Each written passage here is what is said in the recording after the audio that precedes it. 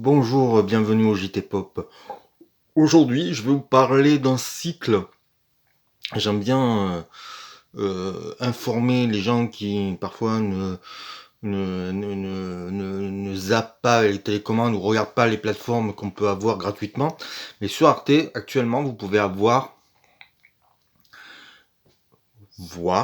ou revoir un cycle Jean-Pierre Mocky. Alors Jean-Pierre Mocky, c'est un réalisateur un peu particulier, intéressant, passionnant, qui a œuvré pendant une trentaine d'années, qui s'est beaucoup amusé avec le cinéma de genre.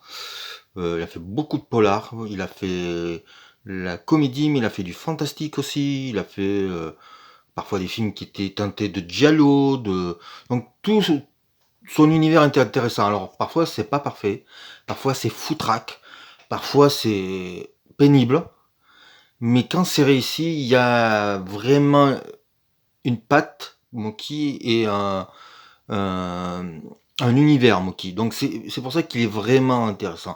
Donc actuellement, vous pouvez voir sur Arte le premier film qu'il devait réaliser, mais ce n'est pas lui qui l'a réalisé. C'est Georges Franju, c'est La tête contre les murs, qui est un film sur l'univers des asiles psychiatriques des fin des années 50 avec Pierre Brasseur, Paul Meurice et Moki lui-même. Le film est scénarisé par Moki, mais les producteurs ont trouvé qu'il était trop jeune pour le réaliser, donc Franju, qui a fait son premier film avec aussi, mais qui a un univers aussi particulier, je pense que ça n'aurait pas été le même film. Mais bon, ça, on peut pas le savoir, ça n'a pas été fait. Ensuite, on peut voir Les Dragueurs, en film avec Charles Aznavour et Jacques Chariot. Pas vu. J'ai le DVD, j'ai toujours pas vu. Mais voilà. Après, il y a La Cité de l'Indicible Peur. Alors là, c'est Raymond Queneau au dialogue. C'est tiré d'un livre de Jean Rey.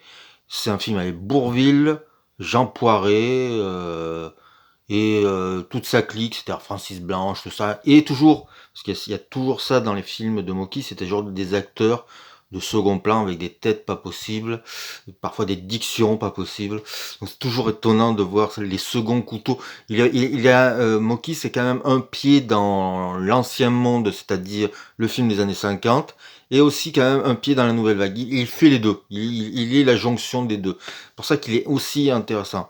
Donc après La Cité de l'Indicible Peur, on peut voir aussi Solo, qui est un polar anarchique. Et là-dedans, Moki tient le rôle principal. Il est poursuivi par toutes les polices. Ça se passe après mai 68 et c'est un film qui dit clairement que 68 va rien changer. C'est un film désabusé à mort. Mais alors c'est un film formidable, c'est un bras d'honneur. C'est musique Georges Moustaki, voilà, impeccable, tourné comme une série B, c'est-à-dire moins de 90 minutes, mais avec plein de choses intéressantes dedans. Ensuite, on peut voir Le Témoin, Noiré Alberto Sordi, pas vu, mais je l'ai en DVD.